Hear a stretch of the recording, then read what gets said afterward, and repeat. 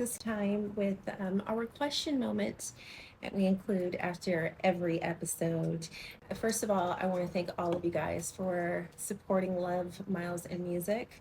We are having a wonderful time filming our journey. I mean, there's so much love between Chris and I. First is friends, and the many miles that we've traveled in our relationship. It all started with us being long distance and meeting, which I will get into shortly, meeting in Atlanta. And gosh, we had to get really creative, trying to meet at different meeting points. If he was going to be in Virginia, for instance, that's closer to me since I was in Atlanta.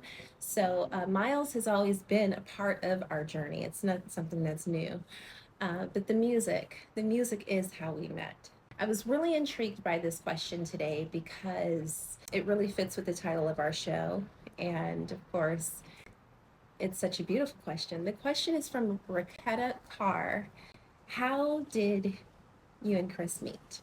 For those of you who have attended a show of Chris's, of course, one of many shows in the past 2-3 years, Chris has a little interlude where he talks about how we met. So many of you know this story already. The interlude is also followed up by one of my favorite songs, one of many of my favorite songs.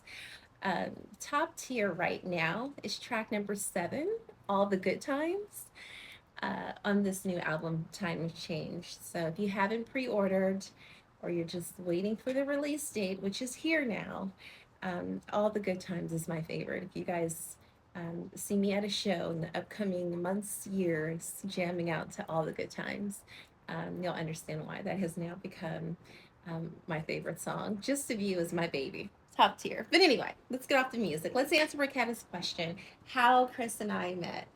As you can see, the music is really in our blood over here. July 1st, 2021, Thursday. It was a Thursday. I walked downstairs and I always had a Bose radio in my kitchen. I played 91.9 WCLK jazz radio, morning, noon, and night. It was my thing. All of my friends were pretty much connected through radio, whether it was like, evening jazz VJs or promoters, the scene. Like I was a part of it some way, somehow, because I had many friends in the genre and it kind of kept me connected. So I loved having it on just so I can kind of know what's going on the scene. Anyway, it's about 8 o'clock that morning, and the VJ says, Chris Standring tonight at Sweet Food Lounge. And I've got tickets for caller number 9. Something about calling into the radio is like, I don't know. It's fun trying to see if you would become the 9th caller. And it's sort of retro now. It's something cool about it. But anyway, I call. And the minute I call, she picks up. She's like, my 9th caller. Who is this? And I say, Erica. She's like, Erica, you're going to see Chris Standring tonight at the Sweet Food Lounge. How do you feel about that? And I'm like, all the while I'm sitting here like, who is Chris Standring? I never heard of him, ever.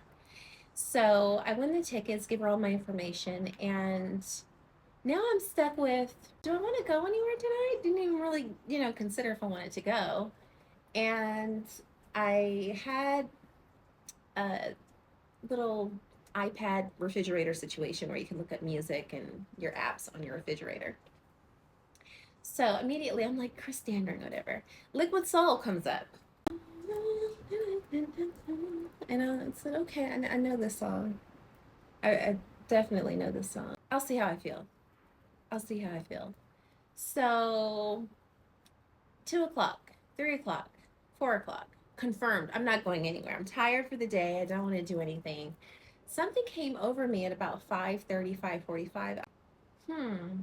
Maybe I'll go, but I'll go a little late just to get a drink and say hi to Doc and keep it short. Show started at about 7:30. I got there at 8:30. Okay. One thing about me, I'm working on my time management. I'm not always the earliest bird. I'm not always the one who's on time. I walk in. I remember seeing this tall, handsome man on the stage. Didn't really pay it much mind because immediately when you see a man uh, like that, like that, handsome, tall, lean, just all the things, immediately you think, oh, he's married. And I was not trying to look at anyone romantically at the time. I mean, I was really happy with being single anyway. At the end of the show, Doc says to Chris, hey, I've got someone I want you to meet. And Chris walks over, and obviously he was attracted because he sits down and we immediately engage. And we're talking about politics, we're talking about my relationship podcast, which I will leave in the description if you guys want to head over there and look at some of that. We're talking about all the things immediately, but one thing I noticed was like this energy, like, body language. I'm sitting here in the booth and Chris is moving closer and closer and closer. And it wasn't like I could see his body move. I'm just like within minutes, how did you get all the way over here? It was almost like he was inching, almost like how the sun moves. We don't see it moving, but it's moving. That's how the body language was happening in that moment. And I just remember being all the way in the booth at one moment, like, okay, can't move back any further. So Chris says we exchange numbers. Here's the thing, I feel like he gave me his number, but he says I gave him my number. It's not like me to give out my number. I think I'll have to do some background research on that. But he says I gave him my number. He kept calling. So maybe we exchanged numbers. I gotta backtrack. So he gets back to LA and he's calling. And I just kind of blew it off because I felt like I don't want to be with an entertainer. And I just remember Doc in my ear, like, why wouldn't you give him a chance? Why are you drawing conclusions? Why are you being like that? You should really see what he's about. And I said, I told myself that's an elective decision. Let it grow organically, and maybe you'll know whether or not you want to talk to this person. So anyway, fast forward, he's calling. November comes, and yes, I blew him off for 3 to 4 months. He called intermittently. It wasn't like he was calling every day. But November comes and he asks for one date. And I said, okay, we'll give you one date. So the way Chris tells the story is he told me that he had a flight to London with a stop in Atlanta, which everyone knows Atlanta is a major hub. So I agreed. Then Chris buys the ticket. So he never had the ticket. So it's good to know that now because I'm like, I dated and married a liar. No, I'm kidding. So that evening, I am inserting clips because I'm so grateful for one that we can relive the moments from our first time experiences with one another, the time we met, and the first night we had our first date. It was amazing. It was absolutely amazing. And he really, when I say he stole my heart that evening, it was snowing. And after dinner, I thought what was so sexy and movie-like and romantic was the fact that he just wanted to go for a walk. It wasn't like, most people go get in their car and they say goodnight. But he said, let's just go for a walk. And I was like, I've never gone for a walk with a man before. Not after dinner. It was like he was slow and sensual and, thoughtful and sincere. Everything was just no pushing up, just he wanted to be there. And I felt safe. That's one thing for me in a friendship or relationship. I love to feel safe in any relationship. It's a real defining moment. He twirls me around while we're walking in the snow. And it was almost like we were dancing because the ice slipped me into him. And he didn't try and kiss me, he just hugged me. And then he sat down on a stoop in front of a house. And I was standing above him and he was here. And in that moment, I could still feel what I felt in that moment. I was just smitten. absolutely smitten.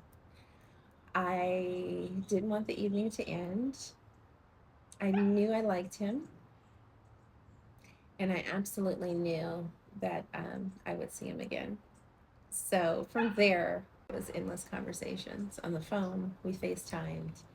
December 19th, 2021, we made it official that we were in this thing together. We're in this love together. um, I went to go see my mom, and when she dropped me off, she didn't know that I was flying to LA, not back to Atlanta, until the end of my LA trip. But you got to keep some things for yourself. So get down to LA, and I was so nervous. I'm like, should I be really going to see this guy? It should be the other way around. But he had already come to Atlanta, so I felt like it should be reciprocal, show interest. It was an enchanted weekend, and everything was, again, it was baby steps, and I felt safe and I felt secure, and I felt like this was the kind of love that I longed for. Like I'd finally met the man of my dreams. A little history, and I will insert this clip on my relationship podcast. Exactly 1 month before I met Chris, my panelists and I talked about the kind of person we would desire to be with at this time in our lives, 40s plus. We've dated the people whom we've dated, and they serve their purpose. Now, who we are today. Who would you date? Who would you want to be with if you had a choice? And in that video, I'll insert the clip right here. Okay, for me, I have so many. Of course I do. My and I hate we can only list one because I want to go down my list. But Richard Gere. And there's like this fantasy I have where he is just like, not only is he so hot, but his masculinity and his energy that comes through. Stunning. Okay. Maybe we need to flip just gushing, like, okay, you're blushing actually. Like, okay. Yeah. I'm turning the heat up. Right. Good for a fan, y'all. I mention Richard Gere, and I talk about a regal, handsome, tall man, and with resemblance of this actor Richard Gere, because I mean I've always been attracted to him. So after that episode, I was expounding on this whole idea of this guy. I want his name to be Chris. Like I love that name, Chris. Like Christian, Chris. I love that name, Chris. And I don't know why. Like I just ran with this whole thing that evening because it was a topic of discussion, and my discussions always make me think because this is my podcast. This is something I'm passionate about. So I talked about what he looks like. I prayed his name would be Chris. Exactly 1 month to the date, July 1st, I meet Chris Standring. And I don't know how I manifested this. It wasn't anything where I'd done massive research on manifestation and I had to align myself with all these stars and burn incense, excuse me. It just happened. I just said what I wanted. I was crystal clear, and poof, here it is. And I think the thing about the dodging was I couldn't believe it. He's just all the things beautiful, and that's another reason why I wanted to start this show, so viewers could see this amazing, beautiful human being outside of just music. He's a phenomenal human being. We continued traveling and meeting up. Of course, Chris would come to Atlanta and I would go to LA to visit. And I found myself going to LA quite a bit because, I've got family in California. I'm from California, and it made sense for me to kind of be here more. But we would meet up. So if he had a show, like I said, in Virginia, or if he had a show in Florida, it's only 5 hours away. And that's how our travels together really started. And I just kind of found like, this is working because I also feel comfortable being able to travel to places I've never visited. I like the fact that we're doing this in harmony and I feel a part of his life. I fell in love with the idea of, okay, this is not only love and romance, but it's us in this life of travel and seeing the world and meeting different people and seeing places I've never visited. And then the music, seeing my actual friends, drummers, bass guitarists on the road. I mean, I can't tell you how many times I've run into people who I already know, and it's like, what are you doing here? Or they're actually playing for Chris, and I didn't know. So it turned out to be love, Miles, and music. And that's how our relationship was conceived. That's how it was birthed. That's what it is. And that's what it is today. Fast forward 2023, really the end of 2022, COVID was pretty much over. And I said, you know what, somebody's got to move. And I think it's going to be me because my mom and my son and my grandmother, my family, whatever, they live in Cali. And Chris had no interest, zero interest in moving to Atlanta. So I moved and he wanted me to move in with him. No, we're not doing that. This young lady got her own place, but I said I'm going to give this relationship a steady 6 to 9 months before I make another decision for my life in terms of, permanent housing, where I would like to live in California, so forth. I don't believe in allowing relationships to go on for 3, 4, 5 years.